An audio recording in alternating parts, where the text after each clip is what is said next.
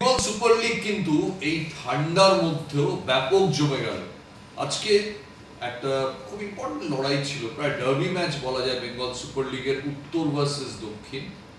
মানে কাকদ্বীপ থেকে কুচবিহার নয়, এই ম্যাচটা ছিল শিলিগুড়ি থেকে সুন্দরবন। আর সেই লড়াইতে উত্তর ভার্সেস দক্ষিণ প্রেস্টিজিয়াস লড়াইতে 1-0 জিতে গেল north Bengal united FC.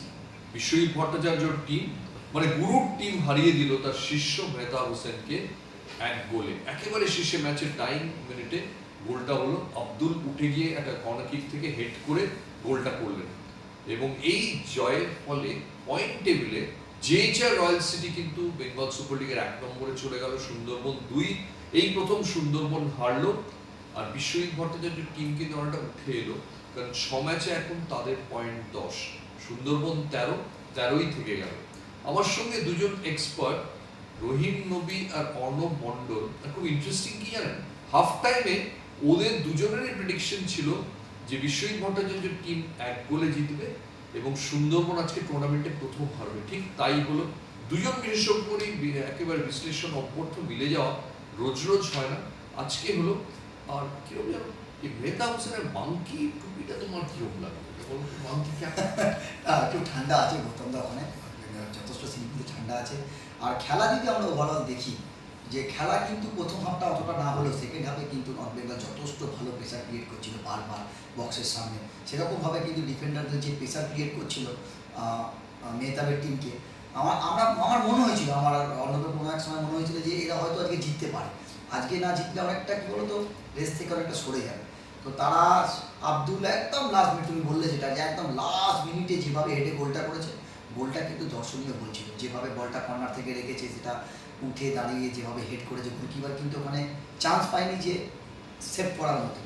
Overall যদি দেখি, চলো তারা যে ফাইটটা করছিল, বারবার আমরা আলোচনা করছিলাম, সেখানে অন্তত রেজাল্টটা পেয়েছে। একেবারে খেলার গতির বিরুদ্ধে প্রায় বলা যায় শেষ দিকে হঠাৎ করে গোলটা হলো। এবং আমরা দেখলাম অ্যামো এভেঞ্জার, যিনি এই টুর্নামেন্টে দারুণ ফুটবল খেলছেন, তাকে ইয়েলো কার্ড দেখানো হলো। তখন মনে হলো যে নর্থ বেঙ্গল ইউনাইটেড একটু পিছিয়ে গেল, হঠাৎ করে ইয়েলো কার্ড, রেফারির সঙ্গে তর্ক বিতর্ক, এর মধ্যেই হঠাৎ গোলটা হয়ে গেল। একদম, এবং যে গোলটা হয়েছে একদম ডাইং মুভমেন্টে, খেলার শেষে জয়সূচক গোলটা ভালো গোল করেছে, যেমন ডেলিভারি রেখেছে, বলটা অ্যাটাক করেছে। ডিফেন্ডারদের আরেকটুখানি কসাস থাকা উচিত ছিল, মানে একদম শেষ মুহূর্তে। যাই হোক, গোলটার আমি প্রশংসা করবো। এবং যেভাবে নর্থ বেঙ্গল সেকেন্ড হাফটা অ্যাপ্রোচ করেছে, আমিও সেটা একটু আক্রমণাত্মক খেলেছে। দ্বিতীয় হাফটা একটু ফিজিক্যাল ছিল, ফাউল হচ্ছে, সেইভাবে দুটো টিম কোনো সুযোগ তৈরি করতে পারছিল না। বাট এখান থেকে একটা দরকার ছিল হয়তো ইন্ডিভিজুয়াল ব্রিলিয়েন্স, যেটা বলি, সেটা অ্যাঙ্গু আব্দুল করে দেখালো, ভালো একটা হেডেড গোল দিয়ে। সব থেকে দরকার ছিল 3 পয়েন্ট, যেটা নর্থ বেঙ্গল তুলে নিয়েছে এবং লিগের একটু ভালো জায়গায় চলে এলো। আমরা বল পজিশনে দেখছিলাম, যখন হাফ টাইম হয় তখন 42% নর্থ বেঙ্গল, 58% হচ্ছে সুন্দরবন। যখন খেলা শেষ হলো তখন দেখলাম নর্থ বেঙ্গল 48%, সুন্দরবন 52। কিন্তু মেহতা হোসেন আমার মাফ করবেন, রহিম নবী আমার মনে করিয়ে দিলেন যে ওই দেখুন গোলে অ্যাটেম্প কিন্তু 10টা নিয়েছে নর্থ বেঙ্গল, আর ওরা নিয়েছে মাত্র 3টে। তাই তো? একদম তাই, ওরা চেষ্টা কিন্তু কন্টিনিউ করে যাচ্ছে। তুমি যদি ওরা খেলা দেখো, তোমার মনে হবে, যদি তুমি যেটা দিয়েছিল টিভির সামনে যেটা আসে আর কি, পরিকল্পনা দেয় যে কে কতগুলো পাস খেলেছে, কী করেছে না করেছে, সেখানে সুন্দরবন হয়তো এগিয়ে ছিল ঠিকই, কিন্তু এই জায়গায় আমি বলবো বিশ্বজিৎ ভট্টাচার্য নিজের প্ল্যানে ওই আব্দুলকে যে সময় নামিয়েছে, দেখো সেই সময় কিন্তু নামে কিন্তু আব্দুল কিন্তু ঠিক টাইমে গোলটা কিন্তু করে দিয়েছে। এরকম অনেক সময় বিশ্বজিৎ দেখেছেন যে মোহনবাগানের সুব্রত ভট্টাচার্যকে শেষ দিকে পিকে ব্যানার্জি অ্যাটাক থেকে তুলে দিতেন হেডে, গোল করার জন্য অন্য কেউ ডিফেন্ডার নামতো, তিনি তখন ফরওয়ার্ডের কাজ করতেন। আজকে প্রায় সেরকমই হলো, একেবারে ডাইং মিনিটে খুব ইম্পর্টেন্ট একটা জয়। অর্ণব, আজকে কোচের স্ট্র্যাটেজি তোমরা বলেছিলে, যেটা ঠিক তাই হলো কিন্তু, যে নর্থ বেঙ্গল প্রথম 15 মিনিট দেখে খেলে তারপর আস্তে আস্তে অ্যাটাকে গেল।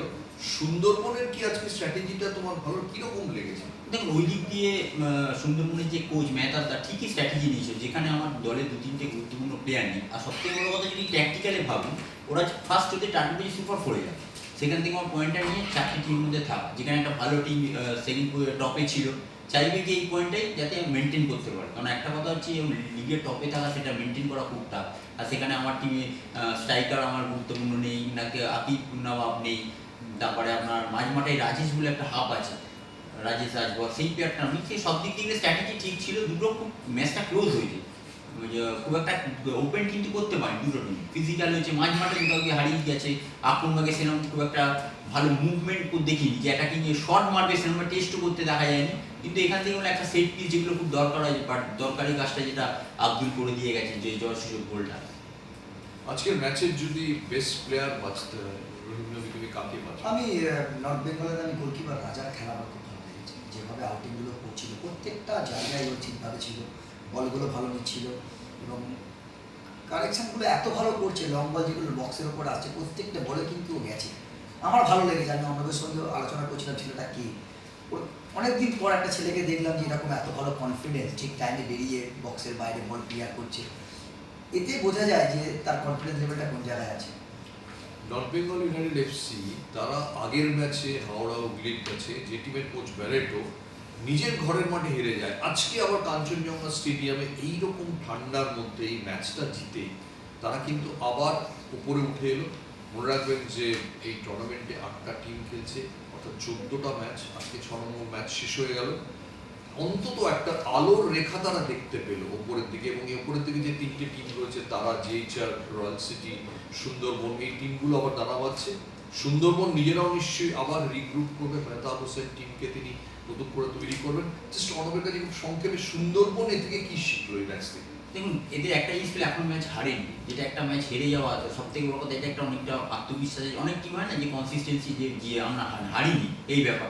তো একটা হেরে যাওয়ার পর হ্যাঁ কিছু কিছু যাদের যেখানে দুর্বলতা সেটা আবার নিশ্চয়ই ওটা ভিডিও অ্যানালাইসিস করবে, যেখানে পরে ট্রেনিং করবে, আবার ভালোভাবে সেগুলো রেকটিফাই করার চেষ্টা করবে। এবং একটা যেটা অ্যাডভান্টেজ আছে যে পয়েন্ট টেবিলে তারা ভালো জায়গায় আছে। মেহতাবের সঙ্গে এরপর কথা হলে, মনে করে একটু পরে ফোনে কথা হলে কি বলবে?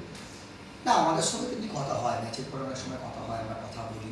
ও নিজেরগুলো বলে যে টিমের এই প্রবলেম হচ্ছে, এই প্রবলেম মেন হচ্ছে অন্য যেটা বললো, দুটো প্লেয়ার আর কি বার হচ্ছে, স্ট্রাইকারটার নাম রিচো। হ্যাঁ, এদের দুজনের না থাকাটা আজকে মেয়েটাকে অনেকটা পেছনে ফেলে দিয়েছে। এক্স্যাক্টলি। যাই হোক, আজকের ম্যাচটা উত্তর বনাম দক্ষিণ, একদম নামের সঙ্গে সঙ্গতি রেখে দুর্দান্ত ম্যাচ খেলা হলো। আপনারা সবাই টেলিভিশনে দেখলেন। আজকের মতো, এখনকার মতো এই শো থেকে বিদায় নিচ্ছি আমাদের দুজন এক্সপার্টের সঙ্গে। আবার ফিরে আসবো।